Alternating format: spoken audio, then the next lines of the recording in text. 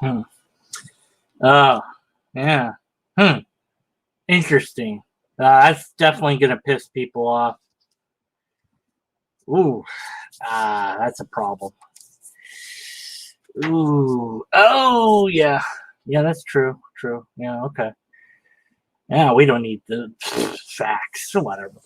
Yeah, we don't need this. Oh, right. Hi, deconverted man here. I'm not reading anything controversial at all. So instead, let's talk about religion, because that won't upset anybody. But by talking about religion instead, we're going to focus on three distinct categories that aren't really religions themselves, but are a different, separate thing that will kind of allude to religions, I guess. And then we're probably going to strawman construct these things and then tell you which one to choose on your own without any guidance from pastor. I'm totally sure, because a skeptic course wouldn't, you know, weigh one side over the other or tell you to, like, I don't know, like, choose which one is more probable based on no system that I've bothered to give you or outline. Well, whatever just feels right, I guess. If it's like 51% and the other ones are 50, then choose the 51% one.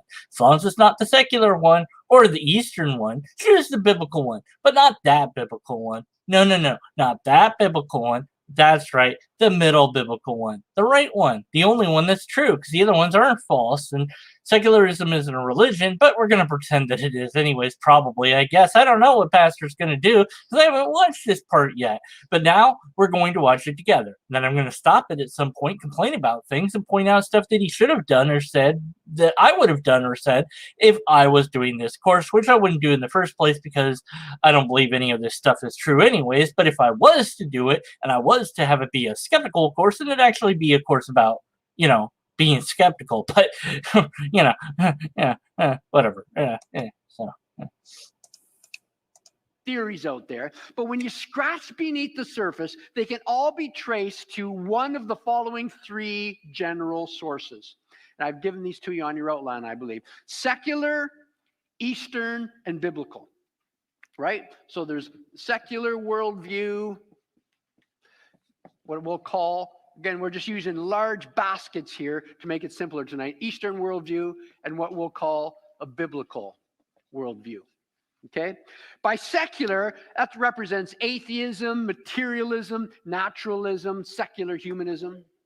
By Eastern, here I'm talking about Buddhism, Hinduism, Taoism, Sikhism, Oprah.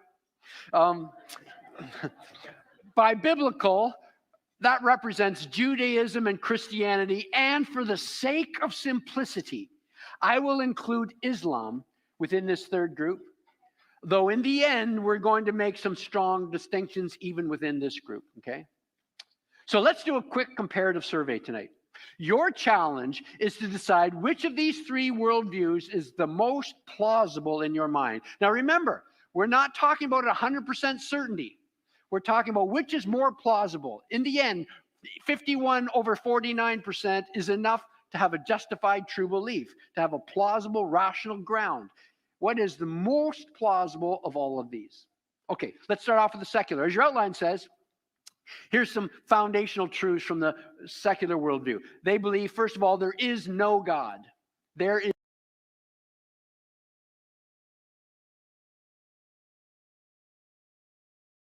Really? Who says?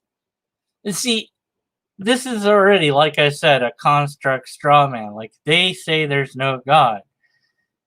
No, not really. Atheists that have been polled have kind of said that they just don't believe in God, or that they lack a belief in God. Some say they don't even know what the word God is.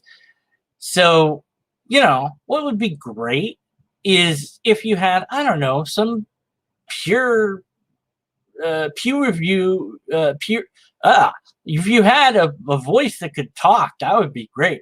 If you had some study to back up your findings, that would be great. Now, Pew Research is a very decent organization that does stuff like this, and they did conduct polls of atheists, and their poll shows that you're wrong. The majority seems to not say there is no God. It seems to be that it's more likely that they're going to say that they don't believe in a God, depending on what you mean by God. If it comes to Yahweh, well, it hasn't been asked in that way. I'd be interested to see if the majority of atheists would say there's no particular types of gods, like no Yahweh or no Shiva the Destroyer or whatever. I'd like to see what one floats to the top there, and I strongly suspect it would be the Christian version, but I don't know. Haven't done that polling, and they haven't done that polling as far as I know, and this guy hasn't done any polling at all, so he's just asserting that, you know, secularism is about saying there's no God. No, it's not. It's not about anything at all, actually. It's just about not, at best, you could say it's not about being religious. You're just secular. You're just part of the world. You know, it's just mundane. It's just whatever's happening, you know? And you could be secular and still go to church. I would contend you could be secular and still believe in some sort of God, but you couldn't be an atheist. Is no God. This view claims that the material realm is the only realm that exists. There are no souls, there are no spirits. Everything is rooted in and ruled by the physical, natural realm. That's why. Well, not really, because that would be materialism and or naturalism that makes the claim that the only things that there are is the material and or natural realm, however you want to define those things. Now, I myself don't typically fall into that category, although I might. I don't know. I mean, I can change my mind, and, you know, I'm waiting in anticipation of the King Crocodic video to unleash the naturalist nuke. That might change my perspective on this thing. I don't know. I'll have something to say about that when it comes out. You know, but in the meantime, I don't assert that all there is the natural world or the material world, because I can't know that that's the case. I can know that that's all I seem to observe. I don't personally believe in soul, spirits, demons, devils, angels, heaven, hell, afterlife, or the rest of it, or extrasensory powers for that matter. But then again, I don't believe in the Loch Ness Monster or Bigfoot or many other things like that. So there's a lot of things I don't believe in, but to say that these are things that secularists must do, again, no, there isn't any rule set to secularism. But we're going to pretend like there is anyway, so it's easier to attack. What's called naturalism. You think you have a free will, but you don't. Everything is determined by the chemicals and connectors within you. Okay. Yes, free will. Free will is a complicated subject that first is ill-defined. What does it mean to have free will? Now, I've said in the past, and I'll keep saying until I find a better way to frame it, that free will seems to me to be the ability to do arbitrary actions. Meow, meow, meow, meow, meow. That was arbitrary. But the fact that I went meow, meow, meow just then was somewhere in my brain said to do this and then say meow, meow, meow, meow, meow, meow, meow. And before I was consciously aware that I was going to do that, some part of my brain said, okay, let's move the arm here, let's pat the head, let's make the meow sound, let's make it high pitched, and I'm unaware of these processes that are going on, and, you know, so that's a thing. Oh my God, there was a monster in the background! What the hell was that? Ah! Let's just ignore that. Everybody ignore the monster that you saw in the background. All right, back to the video. In the words of Richard Dawkins, the author of The God Delusion, you are dancing to your DNA. Everything is actually predetermined. You think you have a free will, but you don't. Is the monster gone? Monster's gone. Okay, we will never speak of that again. All right, also, the fact that your chemicals, so the brain is, wow, I'm doing great. I'm going to restart this video. That your brain is primarily chemicals and electrical pulses might mean that there isn't free will, or maybe it means there's limited free will. I have no idea. But certainly it's not the case that to be secular means you must say that there's no free will. This is just another straw man. This isn't what people say. We don't know. It might be the case, though. And if that turns out to be true, then all you're doing here is, by the tone of voice that pastor is using, by the tone of voice that pastor is using, he's poisoning the well of these ideas. Oh, you might think you have free will, but you don't. Well, maybe that's the case, and so what? But you're not presenting it in a fair way, and also you're just, it's a straw man. So the secular worldview simply asserts without evidence that the natural realm is all that there is, and it's the only realm that we know. what do you mean without evidence? The evidence that the natural is all around us. Now, that it's the only thing, well, you could say it appears to be the only thing because we can't see anything else. So what are you talking about here? But again, straw man construct. There's no God. Okay, another observation about the secular view is this. According to this view, you create your own meaning. You create your own meaning in life. Oh no, anything but that. I need to be told what my meaning is. Please tell me. I can't figure it out on my own. Oh. You have to create your own meaning in life, according to this view, because according to this worldview, you live and you die and nothing ultimately lasts, so nothing ultimately matters. Goodness. I have seen this sort of thing in text and many, many times. Well, if there's no God, then it's just nihilism. Nihilism. No, it's not. What you do matters here and now. I don't care about what's after I'm not, because I won't be there to care. And maybe I have a legacy of some sort. Maybe I don't. Maybe it's a short-lived legacy. Maybe I'm remembered by history. Maybe not. Maybe the universe eventually expires in heat death because we didn't get enough technology to stop it. I don't know. But none of that is relevant to the people that I will affect. It absolutely matters here and now. And he said, but grand scheme, it doesn't matter. I don't know that either. Maybe somebody that I somehow affected will make a difference to not just the world, but the universe itself. It's plausible. Maybe somebody somewhere is inspired by something I said or didn't say or did or didn't do or whatever, and they're inspired to invent some science that then is used later on by some other humans that are exploring the reaches of space to stop the heat death of the universe and thereby negate the end of all things as we know it. That would be cool. I don't know. You don't know either. Who knows what things we might inspire in others to do in future generations. We might, maybe if we pull together as a human species, be able to stop the heat death of the universe. Why not? It seems like a good project to work on. At any rate, but no, it doesn't matter. Why doesn't it matter ultimately? Because it has an end? Like, oh no, it has an end. I held up the book that I actually have been reading that might upset people just by its title alone. And if so, then please read the actual book before you decide. Just because a book ends doesn't mean that there wasn't a meaning to it. In fact, maybe it's more profound because it has a meaning. Or meaning. Did I say meaning? Maybe it's more profound because it has an ending. Man, I'm doing great today. Just ignore that. Just edit that out. We're going to edit all this stuff. Wait a minute. I'm alive. I can't edit.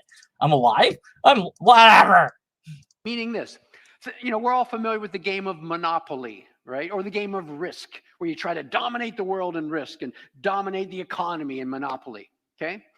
At the end of your game of Risk, at the end of the game of your Monopoly, it all goes back in the box, right? I mean, it's not reality. It's a game. And it all goes back in the box, back on the shelf, and you're done. Do you care about the outcome of the last game of Monopoly that you played, or the last game of Risk that you played? You might, but you care about the time that you had while you were playing it. This is going to be one of those stupid analogies again, isn't it? Do you want the results of that game mentioned at your funeral or engraved upon your tombstone?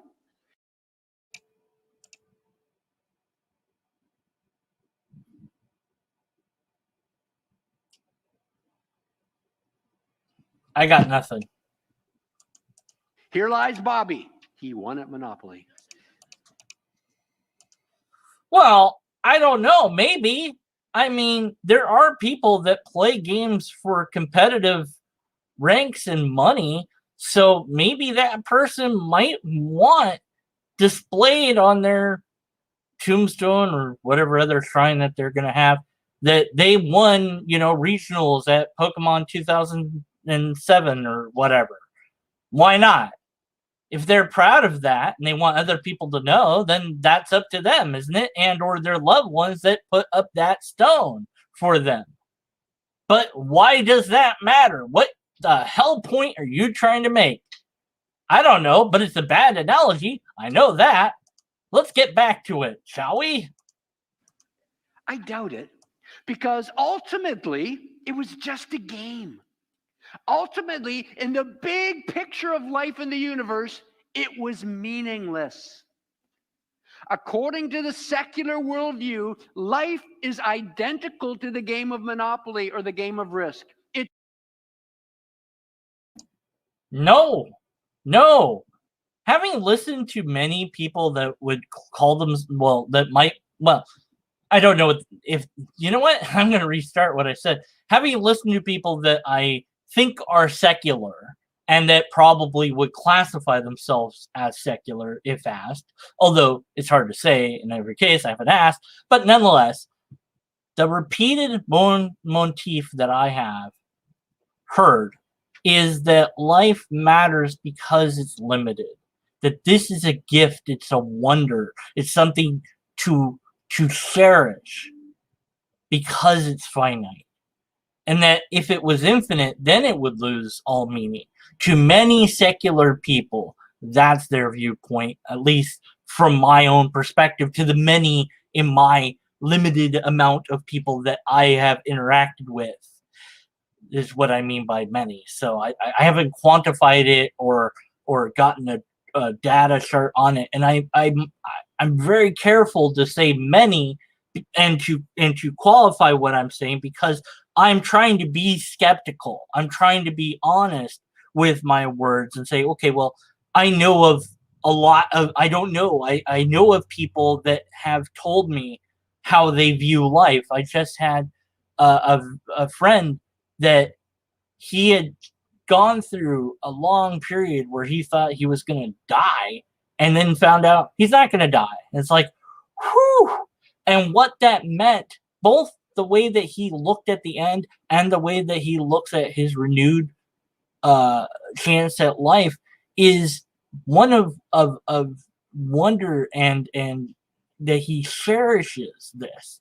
That this isn't just something to not care about, like a game of Monopoly or whatever, but in the game, during the game, and if life is a game, you enjoy your interactions in the game, right? So even if it's the case that, yes, life is identical to one of these games, you still enjoy it while you're playing it. And after you're done, you put it in a box or in an urn or whatever, and you're done. And that only matters to those that played with you or got to see you play. To everyone else, might not matter at all. And that's just the way it is. But to suggest that the secular view is this grim view of reality is nothing but a construct straw man from everything that I've personally observed, which isn't a very good argument, to be sure.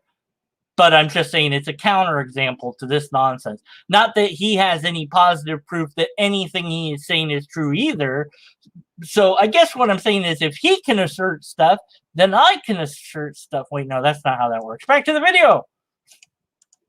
It is ultimately meaningless because none of this is going to last. Our universe is going to collapse or expand, heat death or cold death, whichever, and none of it will ever matter because none of us and none of this will exist.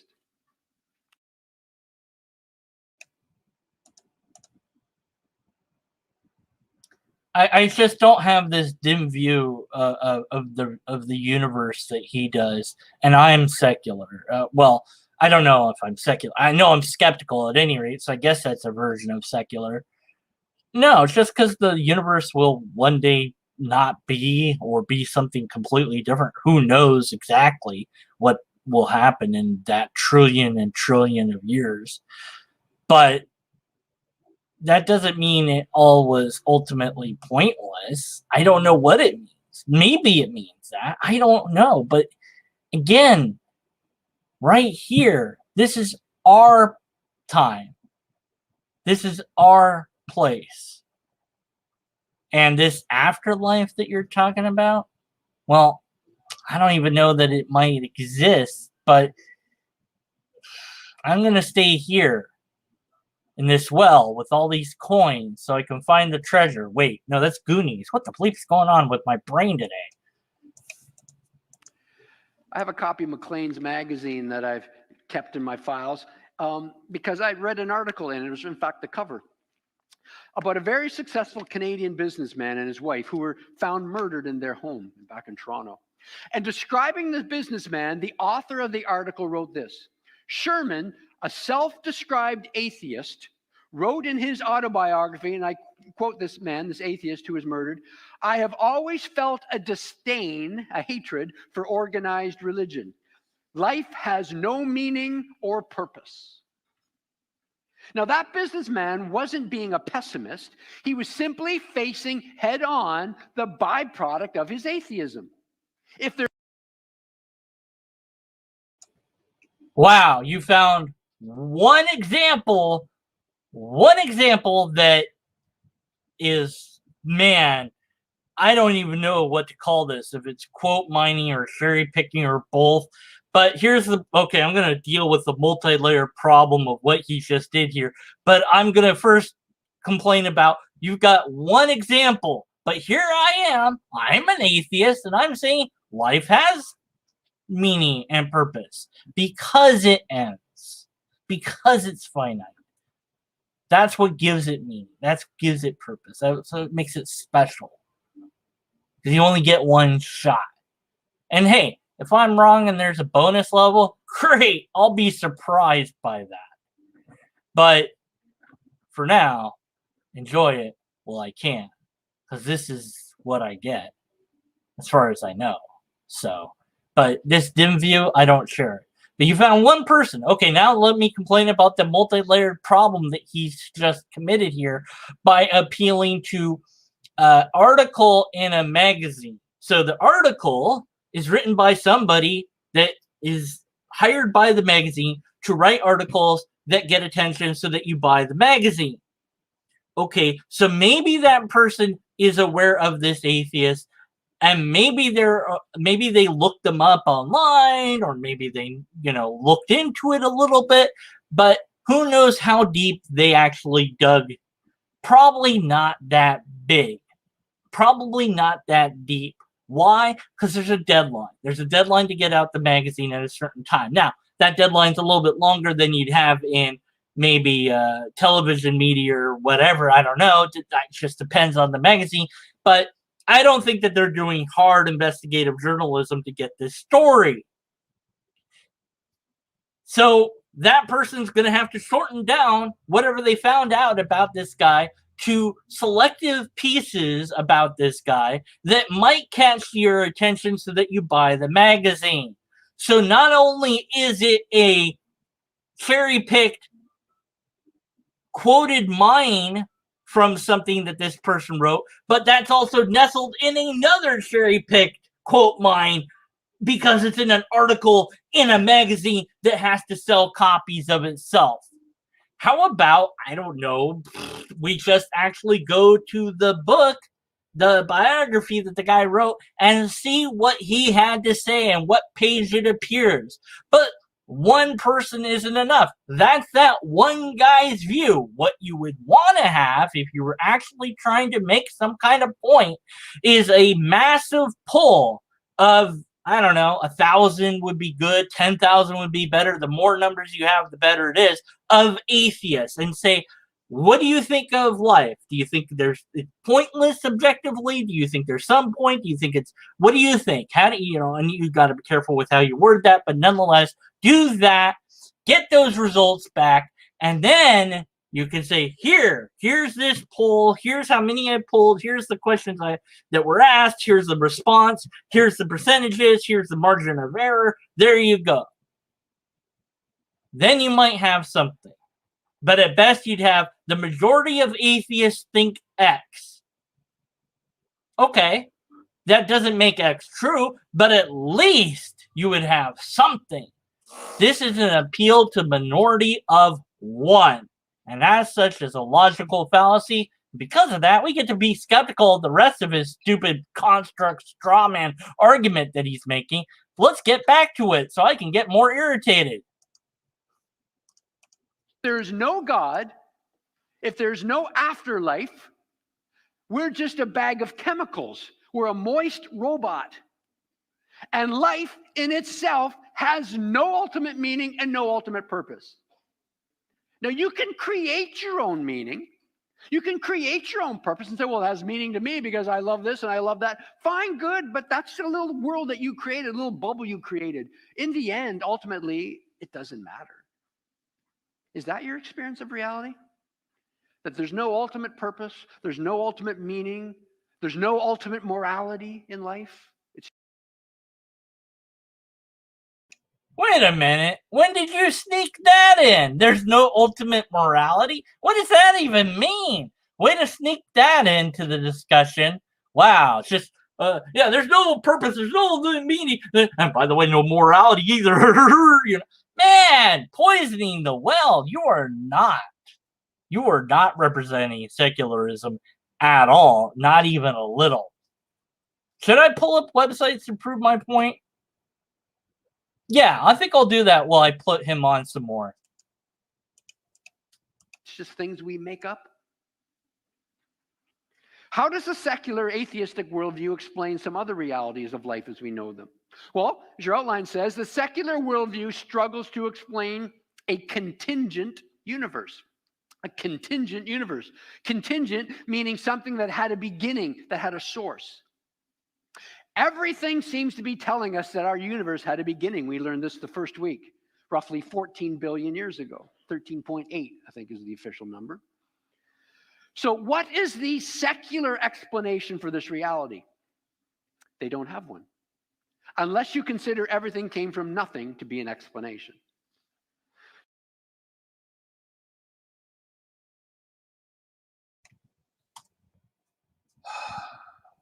Okay, we'll get to that. Let me just first pull up one web page. Just one, because we had one example. So I'll just give it one counter example. All right, let's first stop screen because we have to do that. And then we have to share screen again. And let's see. So according to SecularHumanism.org, seems like a secular website to me, what do they have to say about themselves regarding what secular humanism is? Here's a quote that they have from a couple of different things. They define it, and they're going to declare some stuff about it. So it's a comprehensive, touching every aspect of life, including values, meaning, and identity. Well, there you go. It has morality right there. And it says meaning right there. And identity, I'm not sure what they mean by that. It's non-religious, espousing no belief in a realm of beings imagined to transcend ordinary experience. It's a life stance. Okay, so a cosmic outlook rooted in science. So it provides a cosmic outlook, a worldview in the broadest sense, grounding our lives in the context of the universe, relying on methods identified by science. A consequentialist ethical system. So there you go. There's your ethical system, which would then guide your morals within that ethical system. So it's consequential ethics. There's results that you would judge that, and there you go. So I don't see any hints of everything is meaningless there. And then another one, I said I would do one, so I'll just leave it at that. So, okay, let's rewind a bit, because he says some stupid stuff that I need to cover. So here we go. Let's just go back a bit. Years ago, 13.8, I think we learned this. Contingent universe. Contingent meaning something that had a beginning, that had a you created. In the end, ultimately, how does the secular atheistic worldview explain some other realities of life as we know them? Well, as your outline says, the secular worldview struggles to explain a contingent universe. I had an article in it, was in fact the cover. Take your own purpose and say, well, it has meaning to me because you created. In the end, ultimately, it doesn't matter. Sorry, I'm trying to find the spot. That there's no ultimate purpose, there's no ultimate meaning, there's no ultimate morality in life. It's just things we make up. How does the secular atheistic worldview explain some other realities of life as we know them? Well, as your outline says, the secular worldview struggles to explain a contingent universe.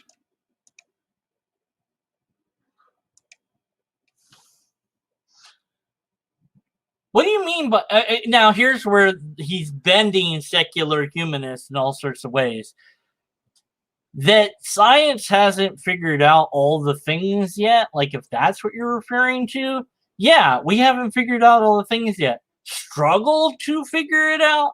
I guess. I mean, it is a struggle to figure out reality. It's kind of a big topic, you know. It's kind of difficult to do that. But so what if it's a struggle? We're trying to get to what's true. Why is he putting it in a way that makes it seem like it's bad? Well, obviously I know why he's doing that, but you know.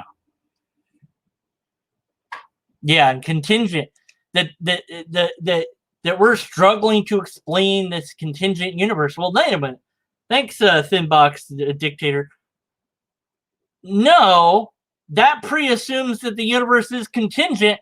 We don't even know that yet. So, wow. Straw man on top of straw man with lots of poison in the well. A contingent universe. Contingent meaning something that had a beginning, that had a source. Everything seems to be telling us that our universe had a beginning. We learned this the first week, roughly 14 billion years ago. 13.8, I think, is the official number. So what is the secular explanation for this reality? Okay, now, if you haven't seen it yet, highly recommend King Crocodics. Just started a new series. Beautiful. I love it. He's talking about how science isn't a social construct, and you might wonder, what does that have to do with this? Well, he also explains some fundamental things about science and how it gets to things. Or, no, you know what? I'm sorry, I was thinking of the wrong thing. The video that I should be pointing you at is the King Crocodics video, where creationist meat grinder that explains a lot about the Big Bang and things like this. It's not saying there's a beginning. It's not saying that. The Big Bang doesn't say that. It doesn't say that. Theists and apologists, well, I'll stick with apologists, broadly speaking, keep telling us that it says that, but actually it doesn't say that. And since King Crocodic is like a quantum physicist now, and I think he's got a PhD in it, or still working on it, I'm not really clear, but I'm going to trust him more than Pastor on this. But at any rate, no, the Big Bang is not a beginning to the universe. No, it doesn't suggest that, doesn't require that. It's kind of like saying, well, evolution, yeah, but you haven't explained abiogenesis. It's like, yeah, because that's a separate thing than evolution. Like, yeah, but you don't know about it. Yeah, so, but that we don't know anything about how it started doesn't mean that we don't know about what's going on now, right? So we have the same thing with the Big Bang. We have the Big Bang go, okay, this explains what's going on.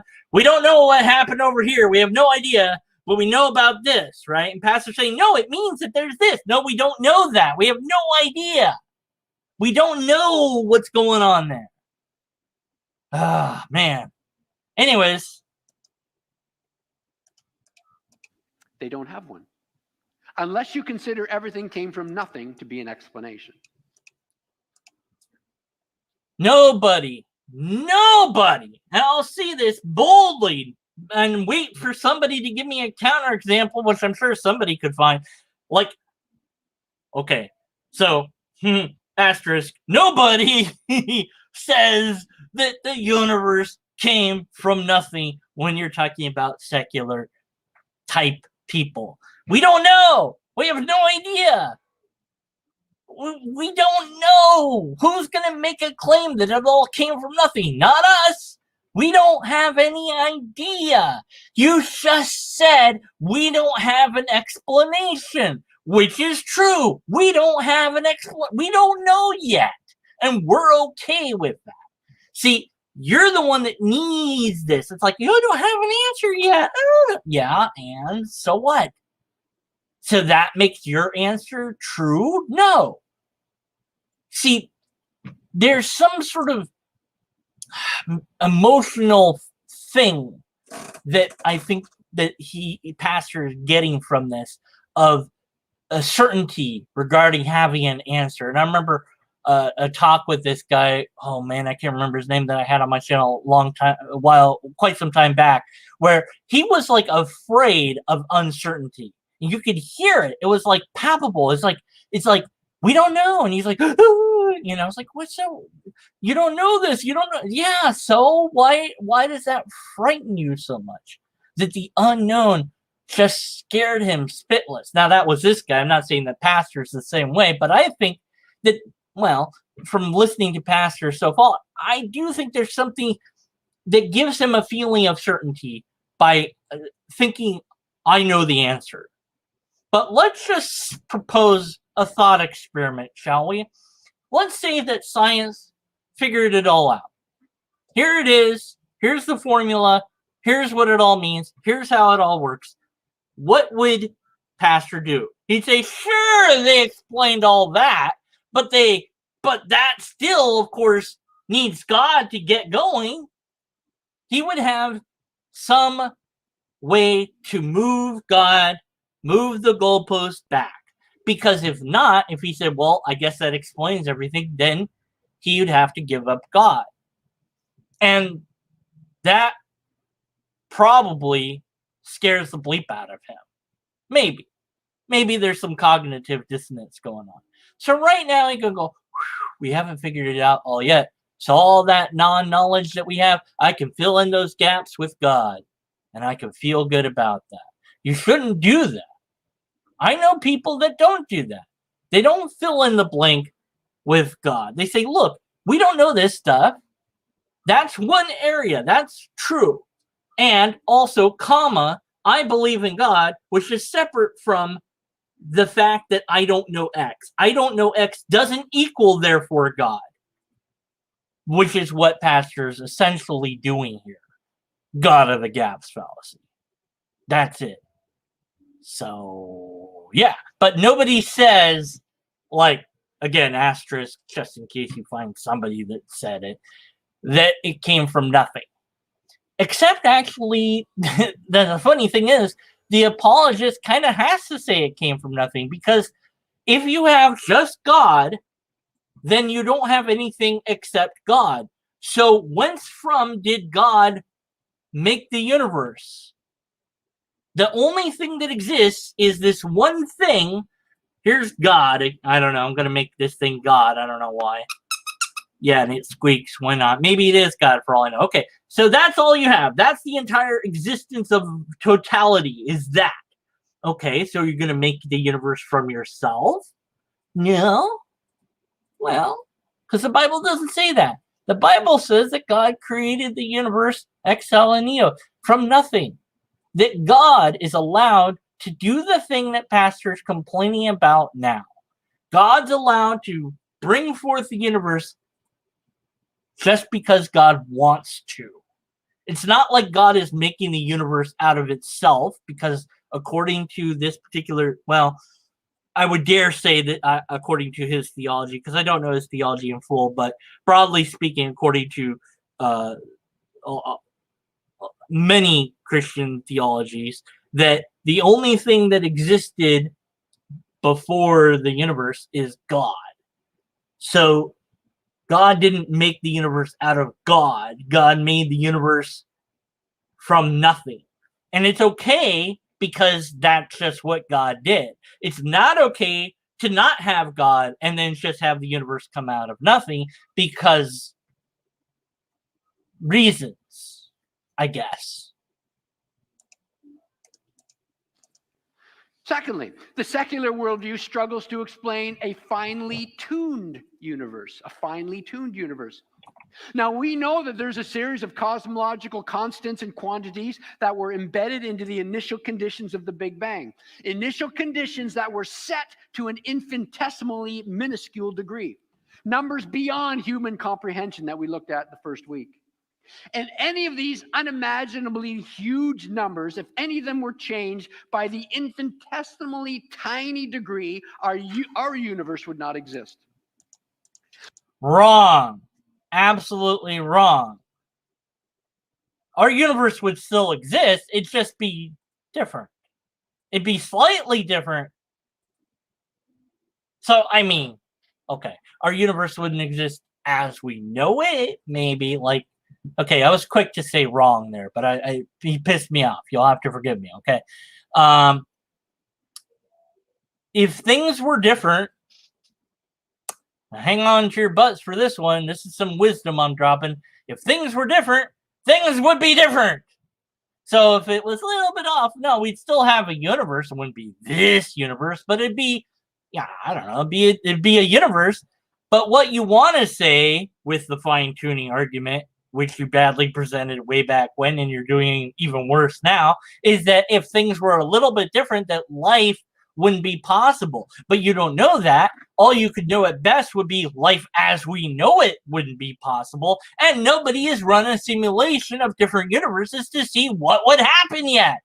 So you have nothing to go on other than just asserting that this is the way it is. No data to back up your assertion. Nothing. No science. No anything at all. You're just saying these things are true. We don't know what the belief's going on. So what's the secular atheistic explanation for this incredible and undeniable fine-tuning? Pure luck. No, not on its own. I wonder, now, who wants to take some bets? I'm taking all bets, all money amounts. I'm going to bet on the thing that I know is going to win, which is that he's going to leave out the important bit that's the controlling mechanism. Okay? Luck plus entropy or death or not working. Okay? There's a filtering mechanism that must be included. Not just with life as we, here on Earth, but with cosmology as well. Certain chemicals can only form under certain circumstances. And if the variables of the universe had been different, then different chemicals would have formed or different things would have happened. And I don't know what that would have been like because I don't have the computer simulations. Neither does Pastor. Okay? Maybe somebody somewhere can make that. That'd be cool. I'd love to see that. First you have to show that it can do our universe. But, any rate, the filtering mechanism is hand in hand with the luck or the chance factor. And if you leave it out, it's just a straw man. So I'm taking the side that says he's going to deliberately leave out the filtering mechanism. Let's see if I'm right and I win all the money that you're totally going to bet against me, right? Random chance.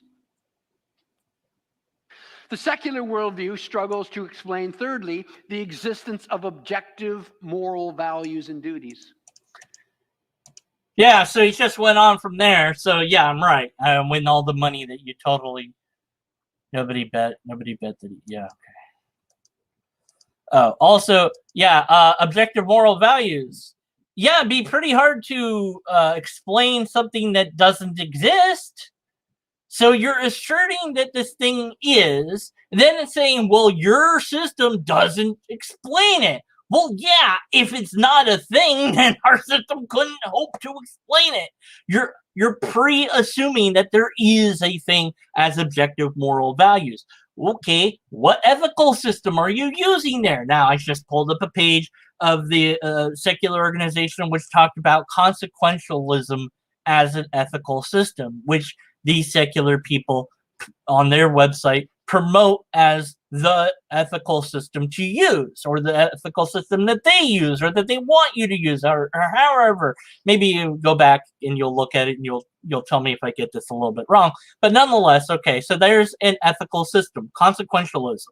Okay, and then your morals will be decided based on the ethics. So you have an objective, get to that goal of avoiding this problem or that problem or whatever, and try to do the thing that has the consequence that you think will be a good one. So it is objective. But you could also say it's kind of subjective, because you had to pick the ethical system from all these other ethical systems. Okay, so it's both. It's both subjective and objective. Maybe that's the case. Depends on how you look at it. But what's never present, ever, ever, ever in these apologists is a mention of ethics, what ethical system they're talking about. We know it's DCT. That's the only ethical system that he could be applying at this point. Divine command theory. And that one has all sorts of problems with it, because it asserts that these things are true because God said to do whatever or not to do whatever. And if you break that rule, that's it. You get one chance with God. So don't murder people. Well, the first 3 commandments are all about worshiping that particular God, right? And then it's about humans, because we came as an afterthought. But anyway, okay, so don't kill. Although some translations say don't murder, because they realize, oops, people might kill each other, so we need it to be kill and not murder, because murder, you can just make murder legal, then it's not murder, then it's just killing, and then that's fine. So we'll make it murder. No, say murder, don't say killing. Which version is right? I don't know. Anyways, don't do that. So if you do it, you're screwed. Okay, then what? Well, those commandments, 613 of them that are found in Judaism, actually have different ways that you can resolve what you're supposed to do. So if you kill someone, you know what the penalty is? Death. That's right. By what? Stoning, of course. But then that means the other people have to kill you because you killed somebody. So why is it okay that they're killing you? Well, because that's why.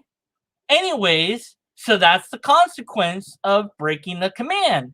You do it, you get killed by everybody else in town. They drag you to the edge of town and kill you. Lovely. It's just terrific. Sounds great. The problem is, of course, when you have a weird command like, I don't know, don't wear mixed fabric. And you're like, I wonder what the punishment for that is. Surely it's not death by stoning. It's probably death by, I don't remember now, but I'm pretty sure it's death by stoning. I'm not going to look it up. I'm going to look it up later. If it's not death by stoning, I'm going to shove a blue sheep in my mouth in this video. But anyways, but what if somebody wants to wear that or isn't aware that they're wearing it? Then what? It's like, well, they didn't know they were wearing it. So is it okay then? Or but what if you have 2 competing people? You have people A and people B. And people A say, you're not supposed to wear mixed fabric. Anyone that does it needs to die. And people B say, anyone that doesn't wear mixed fabric has to die. Our God says so. Our God says so. We're right. We're right. We're right. We're right. How are they ever going to resolve that? The only way is to kill each other. Because there is no rational, logical solution, because both people assert that their morality is absolutely true and therefore it can't be false. It cannot be argued with. That's frightening. It's better to have the ability to negotiate, even if it is negotiation of whether or not it's a good idea to take life, because then, with that flexibility, you can reason with your other side, whatever the other side is saying. We think you should die because you wear hats on Sunday. Okay, we don't agree with you, but you know what? We won't wear hats. But let's talk about this. Maybe we can come to some sort of agreement here. If you want to be part of our society, maybe you can let go of the idea that you have to not wear hats on Sunday. Maybe it just should apply to your group and not to our group. And we can live and work together. But if God says to do X, you must do X, and X is right, no matter even if you think X is wrong. Abraham was told to kill his son, so he goes to kill his son. It doesn't matter that he didn't do it. The fact is, he went to go do it. And the moral is not that Abraham was seen as righteous for questioning the idea of killing his son, but Abraham's righteous because he followed what God commanded. So that's a problem, because your ethical system then hinges upon which deity you happen to believe in, rather than a rational way of looking at different ethical systems and deducing which one might be the best suited for you in the time that you live.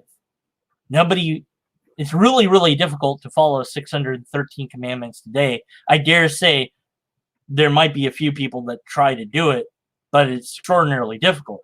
And also what's fun with Jewish people is they find out all sorts of ways around these commands. Like there's these lines in New York, these wires that stretch across New York in different places that are the roof of the temple, and therefore they're not really going outside on Sunday, on the Sabbath, which is Saturday. No, it's Friday, whatever day it is. I don't know. But anyways, so yeah, these wires are like a roof for them. And then they have machines that will start on Sabbath day. Like they'll put their laundry in before Sabbath, and the machine will go off and turn it on Sabbath. And then like they have wonderful inventions for getting around this and having loopholes in it. Anyway, so it's still, it's not really that objective, I guess is what I'm saying. But anyways, what was it? The existence of objective moral values and duties. There are things that are wrong for all people of all cultures at all times, no matter what their laws permit. Things like torturing babies for fun. We intuitively know this, just like we know 2 + 2 is 4.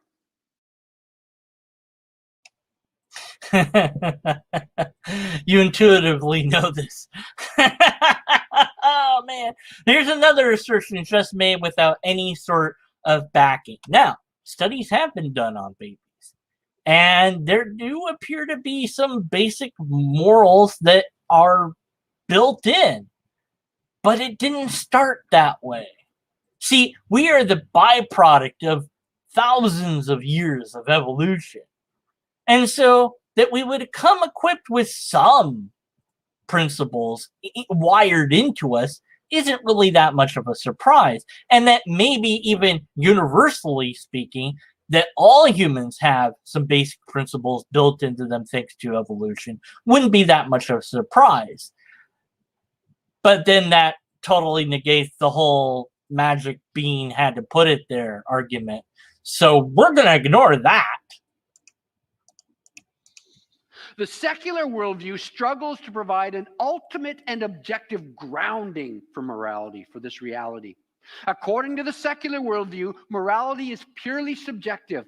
It's either a byproduct of biology, a product of biology equivalent to a burp, or it's the product of a social contract that we make. It's a social construct. It's something we invented, something we could change if we wanted to.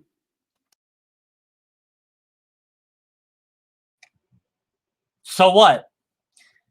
This is nothing more than an appeal to consequence. And it's not, again, this is basically a construct straw man. This isn't really what secularism is, nor is it what it teaches. Not that there is any one thing that secularism does teach in the first place. But again, my counterexample being of that particular website I had up, where they have an ethical system suggested. They even name their ethical system. Unlike you didn't name what your system is. You didn't tell us anything. You're just making all these assertions, right? Why is it so bad that the system might be able to change? That might mean that we can improve it. Huh. You know, the Bible doesn't say what to do about a microwave oven. Is it okay to put a cat in a microwave oven? I don't know. Doesn't say. Doesn't say it's not okay. Doesn't mention microwave ovens at all. So what I do with microwave ovens, well, then that has to be subjective. Oh no, I have to think for myself? How am I going to do that? If we wanted to, we could say, starting tomorrow, torturing babies for fun is a noble act and will be rewarded with a Medal of Honor. We could do that if we wanted. You could do that, but you wouldn't find that. But then you'd have to construct some sort of machine that would detect whether or not somebody's having fun while doing it, because part of this is that, what's that? I'm taking him seriously. I shouldn't take him seriously, but I want to take him seriously. My fake director that doesn't exist is suggesting that I don't take his analogy that's clearly broken seriously and deconstruct how it would work if we actually try to put it into practice, but I really want to. Oh, well, if you want to hear me do that, then comment later when this is a video that you want me to do that, and I'll just type out what it would be like, I guess. I'll probably forget what the hell it was. I don't even know what I'm doing anymore. What's reality? Back to the video. Next, number 4, the secular worldview struggles to explain the facts surrounding the life and resurrection of Jesus. Oh, man. You don't have any facts at all. You have a story. That's it.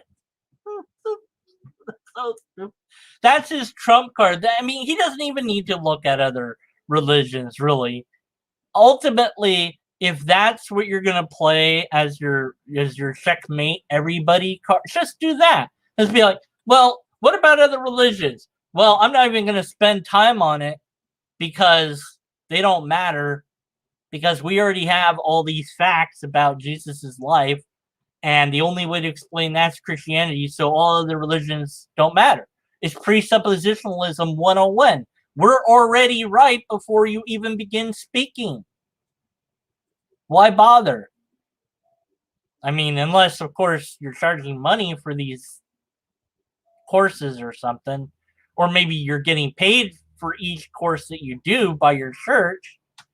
But nah, he's got better motives than that. That's me being sarcastic. So,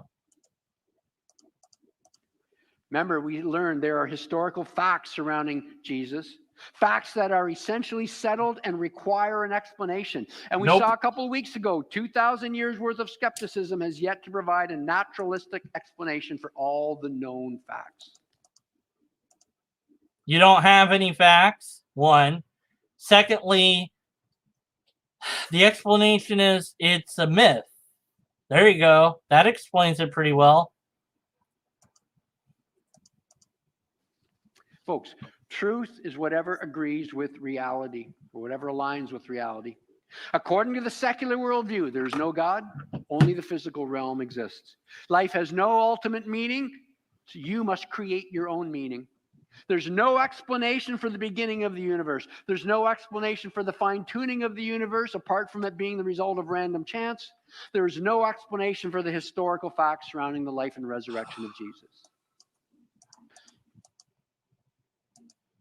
Whoo, buddy. I think we'll stop there. I think that's actually a really good stopping point. 2741, future self. 2741. Okay, so everything that Pastor said about secularism was wrong. Period. Now, many of you are there's a number of you in chat. I appreciate you being in chat and saying stuff at me. It's hard to do chat and do this, but what I'd love for you to do, please, is when this is done, when I hit the button and it becomes a video, like you have to refresh a few times, wait a couple minutes, and then you'll be able to finally leave a comment. Let me know if you view yourself as a secularist, first of all. Then secondly, regardless of whether you do or not, what you view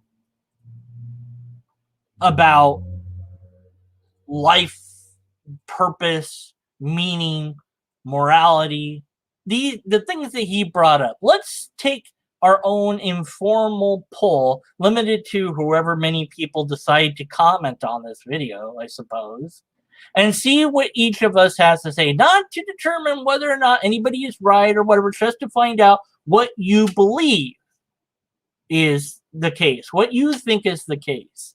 Okay, and then maybe I'll ask questions to clarify it, but I'm going to, not going to argue, and I would advise others to not argue with each other, but instead say, okay, I accept that that's how you view things. That's what we're supposed to be doing, is just figuring out how we do that. Because the grand point of this is to see whether or not we align, and I strongly suspect that we won't. There will be some people maybe that say, yes, ultimately there's no purpose or whatever. Maybe they are a nihilist. Maybe they're a pure nihilist, which then they wouldn't care and they wouldn't post anything, I guess. But maybe they're a modified nihilist. I don't know. But I don't think that there's a grand overarching arch of what secular people think in regards to these things. Now, notice he also said there's no answer to the beginning of the universe. No. That's not, oh, Jesus, right. That's not what you said earlier, Pastor.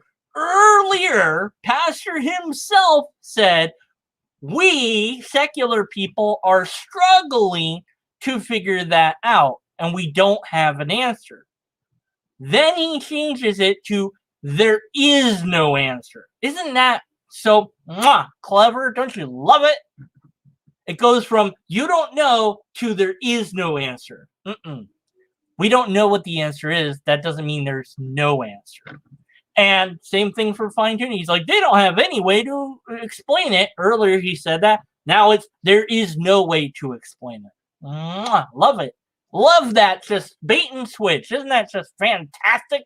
It just makes me happy. I'm so happy. Now, what was the thing I said about shoving a blue sheep in my mouth if I didn't do it? I don't remember. Let me know in the comments below if you watched this thing and you remember. But I don't remember at this point. Something I was going to look up. I don't care anymore. You know what? I don't care. You don't care. Maybe we care. Maybe we don't. I don't know what's going on anymore. We're going to hit the button now. It's that time. Yes, it's that time to hit the button. Deconverted Man's losing it. Hit the button already. You're going to lose subscribers over there if you don't hit the button. Hit the button, you idiot. See you next time.